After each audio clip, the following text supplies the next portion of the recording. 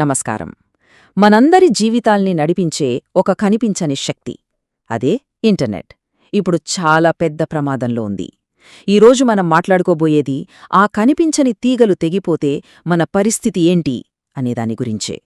ప్రపంచాన్ని మొత్తం కనెక్ట్ చేస్తున్న ఆ సముద్రం లోపల ఉన్న వైర్లు అవి ఎంత బలహీనంగా ఉన్నాయో వాటి గురించే ఈరోజు మన విశ్లేషణ.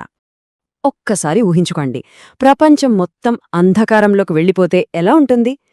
అంటే మనమందరం లాక్డౌన్ చూసాం కదా, కానీ అప్పుడు మనకు ఇంటర్నెట్ ఉంది. ఇప్పుడు అదే లాక్డౌన్, కానీ ఇంటర్నెట్ లేకుండా.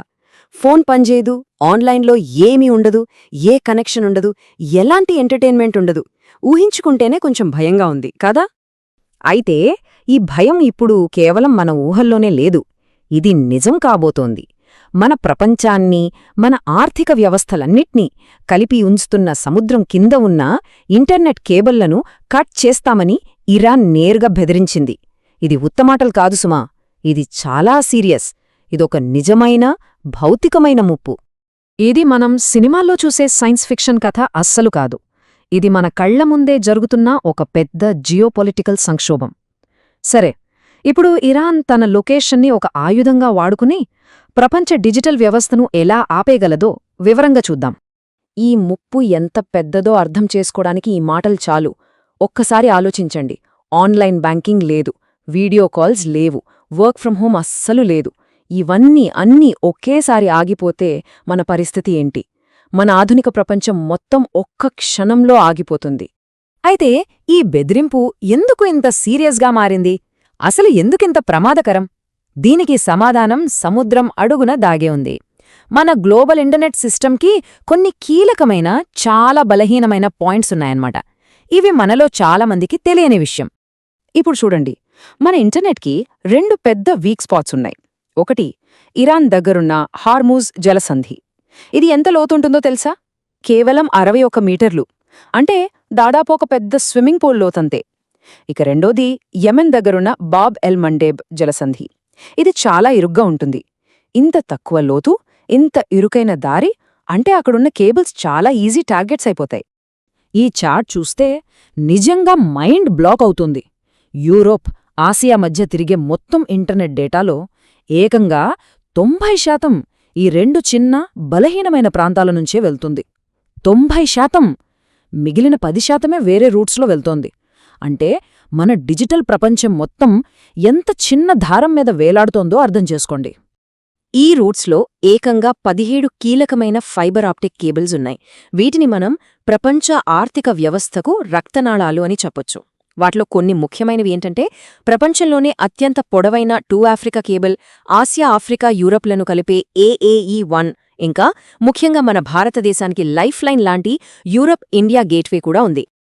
ఓకే, ప్రమాదం ఎక్కడుందో మనకు అర్థమైంది. కానీ ఆ దాడి ఎలా చేస్తారు? అసలు ఇరాన్ దగ్గర దీనికోసం ఎలాంటి ఆయుధాలున్నాయి?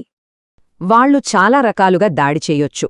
1, సముద్రం అడుగున తెలివిగా మైన్లు పెట్టేయొచ్చు. 2, ఎవరికీ తెలియకుండా చిన్న సబ్మెరైన్స్ని పంపించి కేబుల్స్ని కట్ చేయొచ్చు. ఇంకా చెప్పాలంటే, ట్రైనింగ్ తీసుకున్న డైవర్లు నేరుగా వెళ్లి వాటిని కత్తిరించగలరు.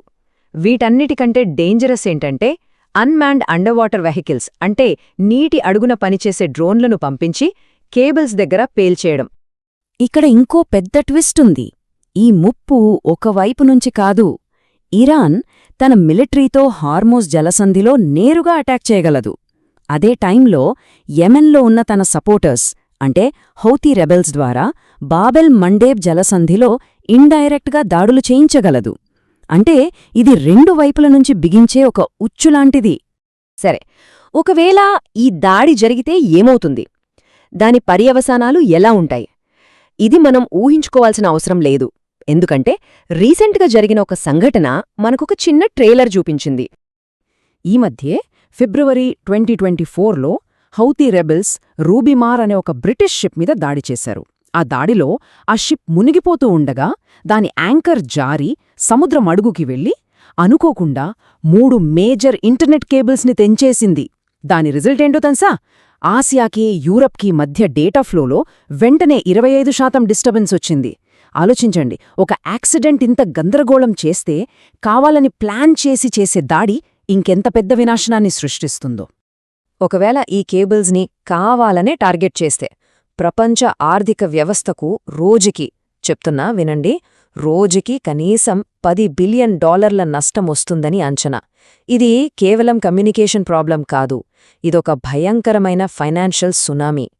ముఖ్యంగా మన భారతదేశం లాంటి డిజిటల్ ఎకానమీ మీద దీని ప్రభావం చాలా తీవ్రంగా ఉంటుంది. ఎందుకంటే మన దేశానికొచ్చే 80% ఇంటర్నెట్ బ్యాండ్విడ్త్ ఇదే ఎర్ర సముద్రం రూట్ నుంచే వస్తుంది. మన $250 బిలియన్ ఐటీ ఇండస్ట్రీ, మనం ప్రతిరోజూ చేసే కోట్లాది యూపీఐ ట్రాన్సాక్షన్స్ అన్నీ ఒక్కసారిగా ఆగిపోతాయి. కొన్ని దేశాల పరిస్థితి అయితే ఇంకా దారుణంగా ఉంటుంది. ఇథియోపియా, సోమాలియా లాంటి దేశాలు పూర్తిగా డిజిటల్ ఐసోలేషన్లోకి, అంటే బయటి ప్రపంచంతో వాళ్ళకి ఇంటర్నెట్ కనెక్షన్ పూర్తిగా కట్టయిపోవచ్చు. ఇది వాళ్ళని కొన్ని దశాబ్దాల వెనక్కి నెట్టేసినట్టే అవుతుంది. సరే, కేబుల్స్ కట్ అయితే వాటిని రిపేర్ చేయొచ్చు కదా అని మనకు అనిపించొచ్చు. కానీ అసలు సమస్య అక్కడే ఉంది. ఒక వార్ జోన్లోకి, యుద్ధం జరుగుతున్న చోటికి రిపేర్ షిప్స్ని పంపించడమనేది దాదాపు అసాధ్యం. వాటి సేఫ్టీకి గ్యారంటీ ఎవరిస్తారు? అంటే ఈ ఇంటర్నెట్ కట్ అనేది కొన్ని గంటలు కాదు, వారాలు లేదా నెలల తరబడి కూడా ఉండొచ్చు. సో ఫైనల్గా మనం అర్థం చేసుకోవాల్సింది ఏంటంటే, ఇప్పుడు ప్రశ్న ఇది జరుగుతుందా జరగదా అని కాదు. అసలు ప్రశ్న, ఒకవేళ ఇది జరిగితే దాన్ని ఎదుర్కోవడానికి మనం సిద్ధంగా ఉన్నామా అనేది. మనం ప్రతిరోజూ ప్రతి క్షణం ఆధారపడే ఈ కనిపించని నెట్వర్క్ ఎంత బలహీనంగా ఉందో ఈ విశ్లేషణ మనకు గుర్తుచేస్తుంది. కాబట్టి మనమందరం ఆలోచించాల్సిన విషయం ఒక్కటే, ఒకవేళ ఆ డిజిటల్ తీగలు తెగిపోయే రోజు వస్తే మన సమాజం దానికి సిద్ధంగా ఉందా? ఒక్కసారి ఆలోచించండి. ఇలాంటి మరిన్ని ఫైనాన్షియల్ స్ట్రాటజీల గురించి తెలుసుకోవాలనుకుంటే తప్పకుండా సబ్స్క్రైబ్ చేసుకోండి. ఈ సమాచారం స్నేహితులకు కూడా హెల్ప్ అవుతుందనుకుంటే వాళ్ళతో షేర్ చేయండి. ఆర్థిక ప్రయాణంలో ఇదొక మంచి స్ఫూర్తినిస్తుందని ఆశిస్తున్నాం.